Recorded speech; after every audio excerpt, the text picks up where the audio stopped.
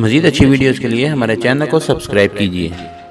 पाकिस्तान तहरीक इंसाफ के वफाकी वज़ीर अली ज़ैदी ने डॉलर की कीमत में मज़ीद इजाफे का अंदिया दे दिया है। तफसीलात के मुताबिक मीडिया से गैर रस्मी गुफ्तगू में अली ज़ैदी से डॉलर की उड़ान से मुतल्लिक दरियाफ्त किया गया तो उन्होंने कहा कि मैंने सुना है कि डॉलर 140 रुपये तक जाएगा।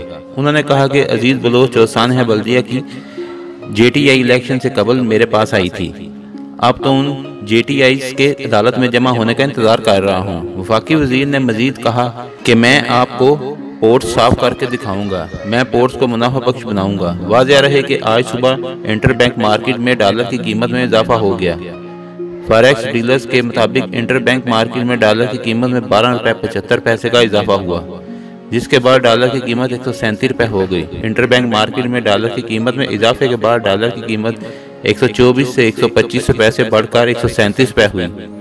डॉलर की कीमत में इजाफे के बाद एक तशवीश की लहर दौड़ गई, जबकि वफाकी वज़ीर अली ज़ैदी ने अपने बयान में डॉलर की कीमत में मज़ीद इजाफे का इंतलिया दे दिया, जो तशवीशनाक है। मुल्क में मुआशी बहरान के खदशे के पेश नज़र पाकिस्तान तहरीक इंसाफ की हुकूमत ने IMF के पास जाने का फैसला किया है। IMF बोर्ड डायरेक्टर्स के अजलास में पाकिस्तान की मईशत का जायजा लिया जाएगा।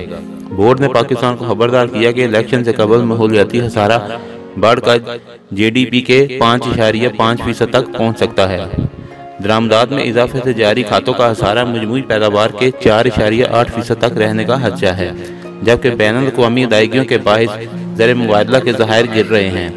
IMF का कहना है कि माहौलियाती खसारा हुकूमती हदफ से ज़्यादा रहेगा। इसमें कमी के लिए हुकूमत को टैक्स में इजाफा करना होगा। IMF ने दिसंबर में रुपए की कदर में आने वाली कमी को सराहा और कहा कि रुपए की कदर में लचक होनी चाहिए। रुपए की कदर में कमी से बरामदात बढ़ेगी।